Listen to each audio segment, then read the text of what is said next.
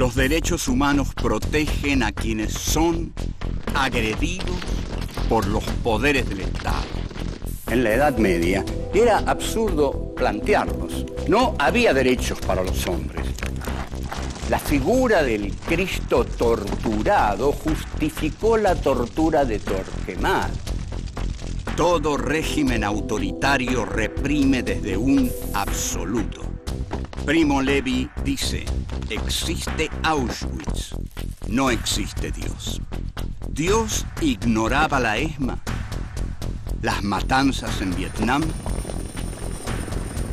En un mundo en el cual el silencio de Dios es agobiante, los seres humanos tenemos la obligación de tomar la palabra.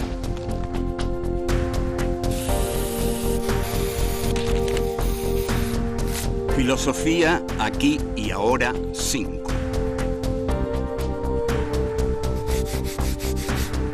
Filosofía y derechos humanos. Encuentro 1.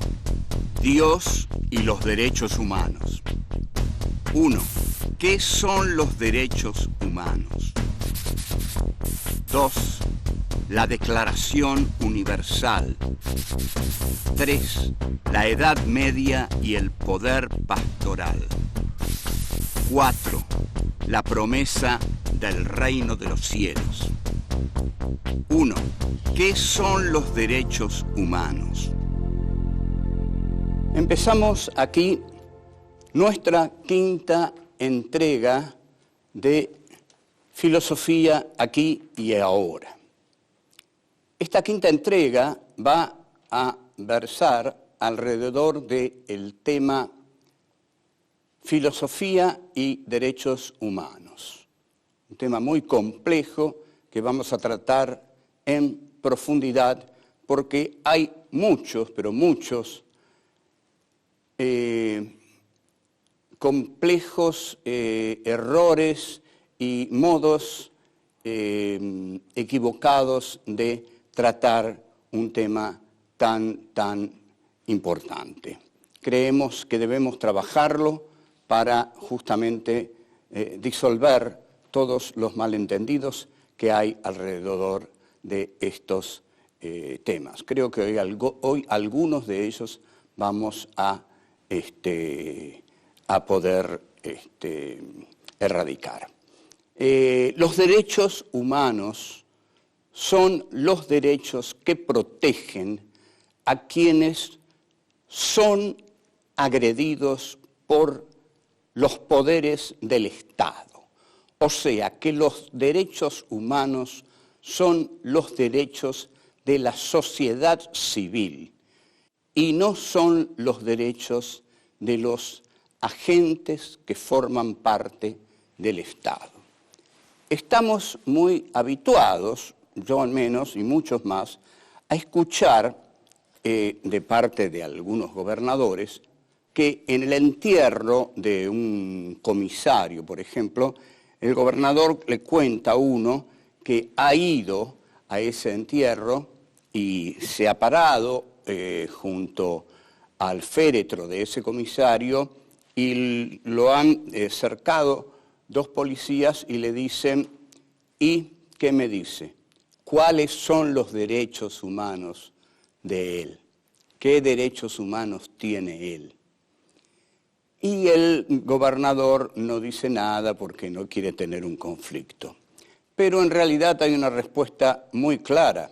Los derechos humanos del policía que ahí yace corresponden al Estado.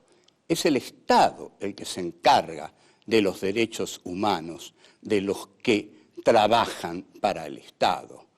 Los derechos humanos del Estado, de aquellos que trabajan para el Estado, forman parte de la justicia del Estado.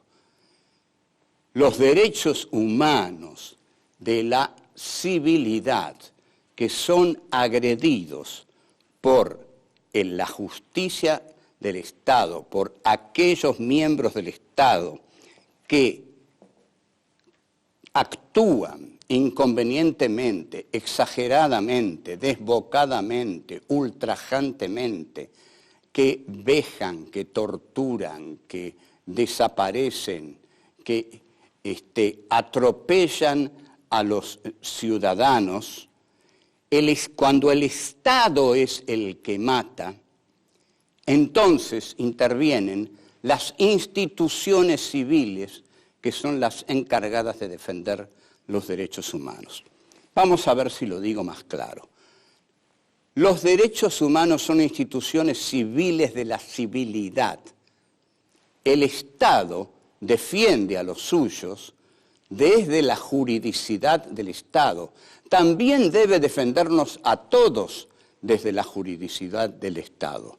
Pero como a veces, en lugar de defendernos a todos, el Estado, desde dictaduras, desde exageraciones, desde exageraciones de instituciones a las cuales, digamos, se les va la mano o se les da una exagerada actuación en lo que hacen o actúan de un modo que no deben actuar, para cuando el Estado no actúa como debe actuar, no actúa dentro de la ley, es que están las agrupaciones civiles que se ocupan de actuar, de juzgar los excesos del Estado, porque el Estado suele matar, y más que eso también.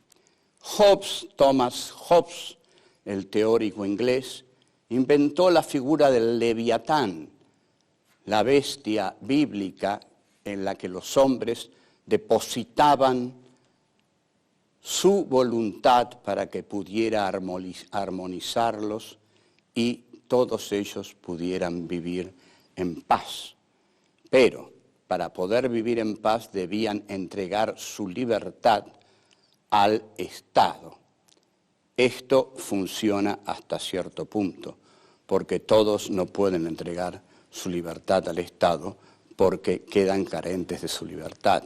Entonces hay un delicado equilibrio entre el Estado y la libertad de los sujetos de la sociedad civil.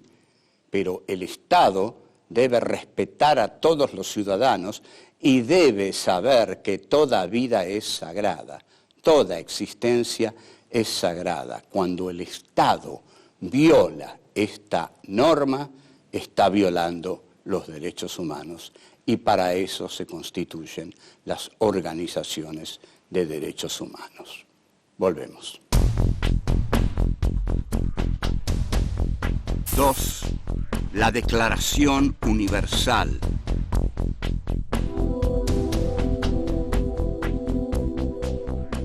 Luego de la Segunda Guerra Mundial, era de esperarse que temas como los derechos humanos pasaran a primer plano. Una catástrofe tan impresionante que llevó 50 millones de muertos no podía sino despertar la conciencia de la humanidad. Esto se expresó desde todos los puntos de vista, desde el punto de vista de las reflexiones sobre el Holocausto y desde el punto de vista de las reflexiones sobre los derechos humanos. El 10 de diciembre de 1948 se reúne en París y se establece la Declaración Universal de los Derechos Humanos.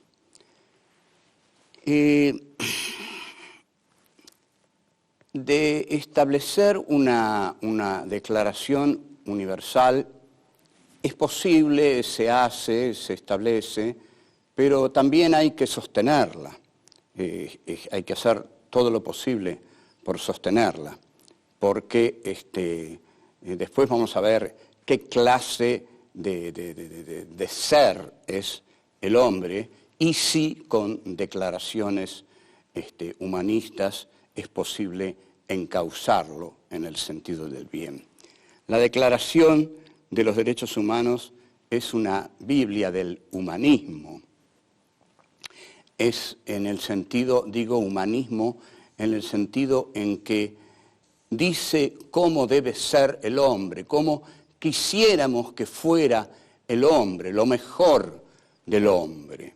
Es las Naciones Unidas, son las Naciones Unidas las que plantean este deseo de hombre casi perfecto, de hombre que todos quisiéramos que así fuera y que con los años, con los muy pocos años casi al día siguiente, no será así.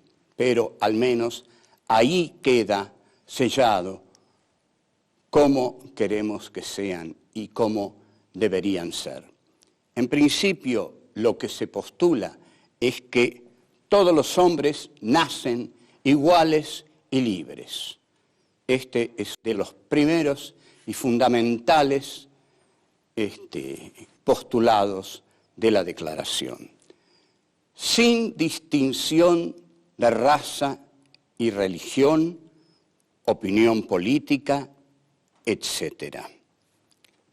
Son principios que tienen el valor de los principios bíblicos, que no pueden ser violados sin violar la esencia de la condición humana. Cualquier sociedad que viole estos principios está violando lo esencial del hombre, lo esencial de la condición humana. Por ejemplo, cualquier sociedad que incurra en la tortura está violando estos principios que enunciamos.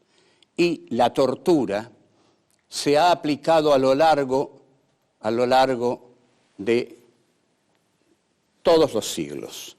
Pero en 1948, cuando las Naciones Unidas lanzan la Declaración de los Derechos Humanos, la tortura ya comenzaba a aplicarse muy pronto en Indochina, después en Argelia, después en Vietnam y hoy en Irak. ¿Qué es lo que pasa? ¿Por qué el hombre tortura?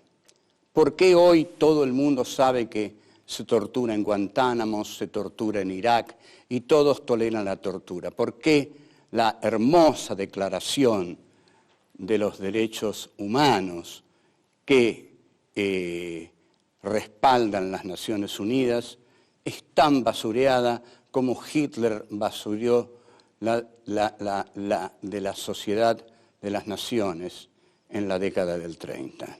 Pareciera que las bellas declaraciones de las sociedades que se reúnen y hacen hermosos manifiestos no sirven a la hora de frenar a los matarifes.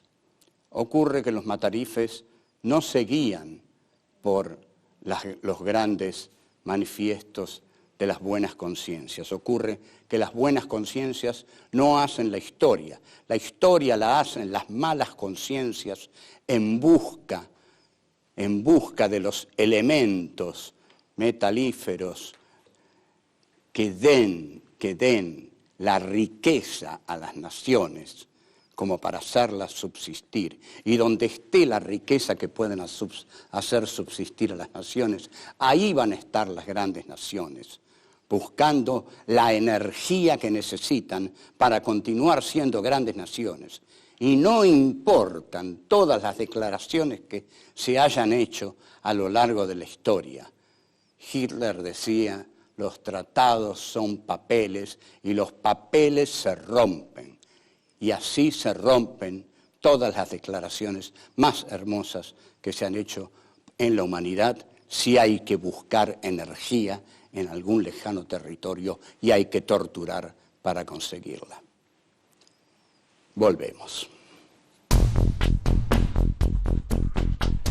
3. La Edad Media y el poder pastoral.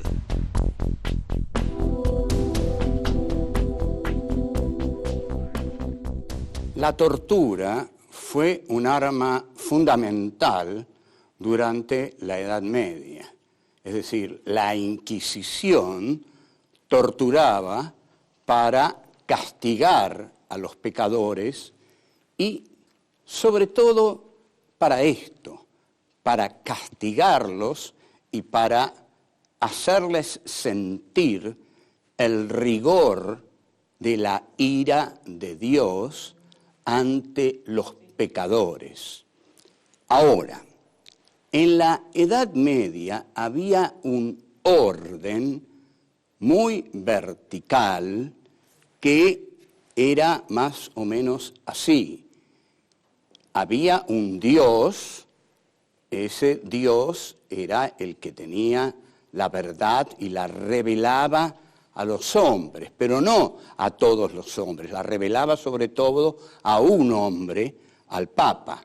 El Papa la revelaba a los pastores la revelaban a los pequeños pastores de los pueblos, quienes tenían a sus rebaños, a sus manadas, que eran los sencillos hombres que los seguían. Luego, la verdad era conocida por estos pequeños hombres, sencillos hombres, en el ámbito de la confesión. El poder pastoral es el de la confesión. Este es un tema que analiza muy bien Foucault. ¿Cuál es el poder de la Iglesia en el medioevo? El poder de la Iglesia en el medioevo son dos grandes poderes. Todos conocen el de la Inquisición, pero el del poder pastoral es mucho más fascinante, porque el párroco, cuando recibe en el cubículo de la confesión al pecador, y el pecador, con esa separación, con los agujeritos, comienza a hablarle al pastor y a confesarle los pecados que lo hacen impuro ante Dios, le está diciendo al pastor las impurezas que lo constituyen. Oh Padre, yo he pecado porque tal y tal cosa. Ahora, quizás él no haya pecado, porque los pecados los ha establecido la Iglesia. Esos son los pecados. Lo que él cree que es pecado son los pecados que ha establecido la Iglesia. Quizás no haya pecado, pero ha pecado lo que la Iglesia dice que es pecado. Entonces ha pecado. Y le dice al cura que ha pecado. Entonces el cura le dice, bueno, tienes que hacer esto y esto. Este hombre sale contento del confesionario y libre y puro, pero el cura tiene una información sobre este hombre y el hombre que sale no tiene ninguna información sobre el cura. O sea, en el confesionario se da una relación, digamos, policial, ¿no? de información policial.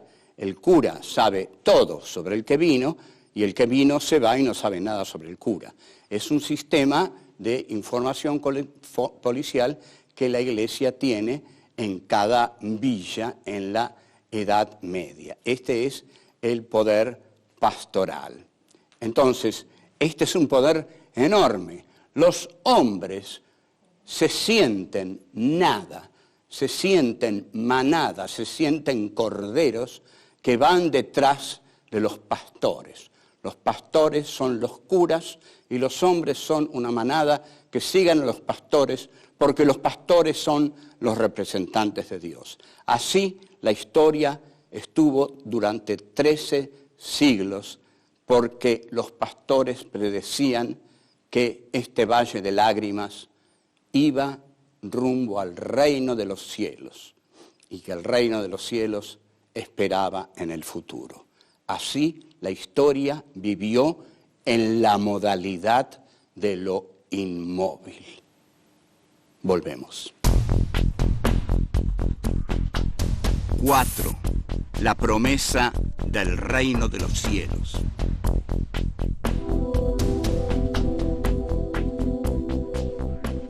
Lo que aquí está funcionando en el orden feudal es justamente el poder del orden feudal, que ha logrado imponer una promesa divina junto con la Iglesia.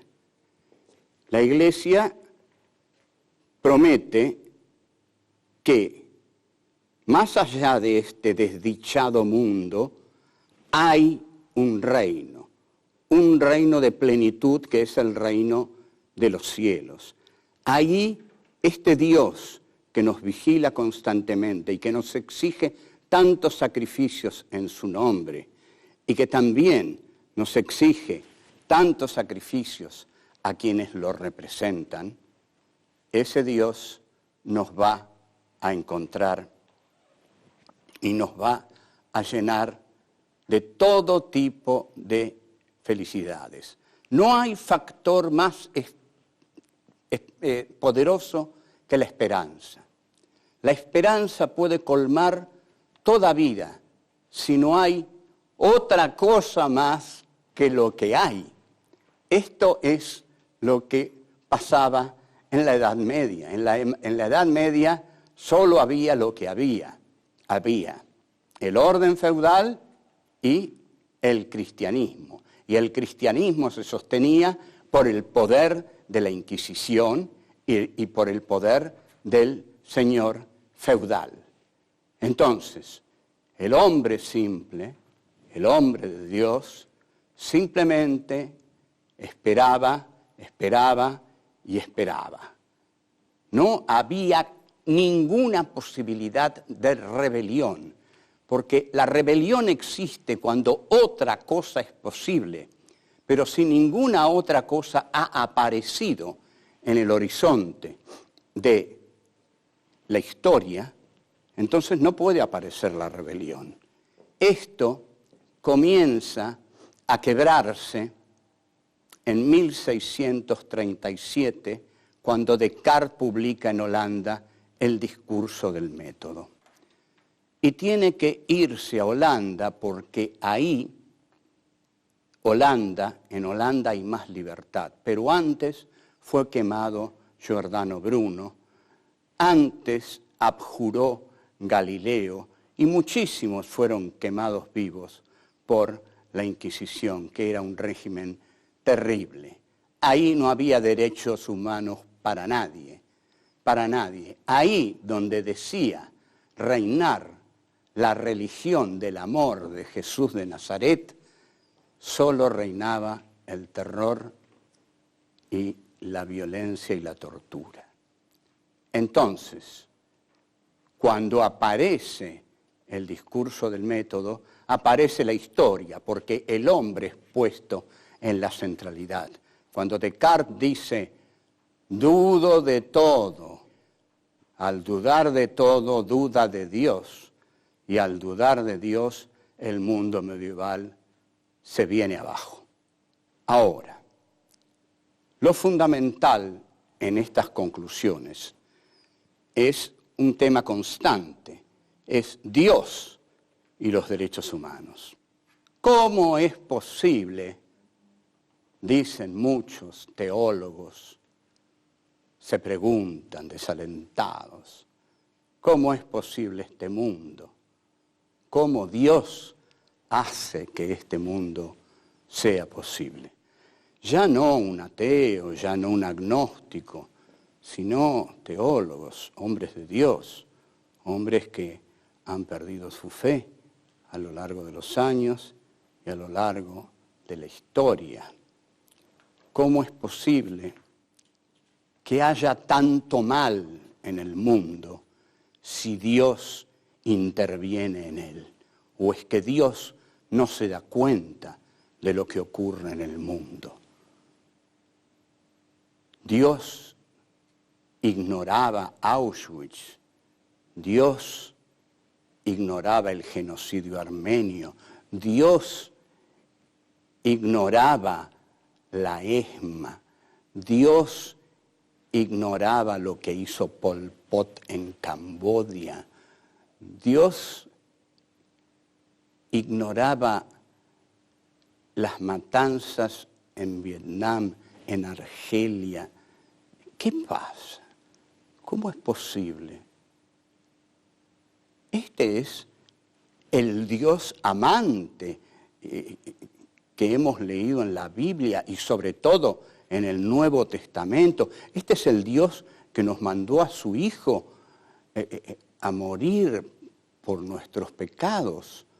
Nosotros creemos, dirán muchos de ellos, Carl Levitt, Hans Jonas, por citar a dos de los más grandes discípulos de Heidegger, Carl Levitt y Hans Jonas, dirán definitivamente que si Dios existe, hay en él una gran parte de mal, Y Primo Levi dice, existe Auschwitz, no existe Dios. Volveremos con estos dificilísimos y muy dolorosos temas. Chao.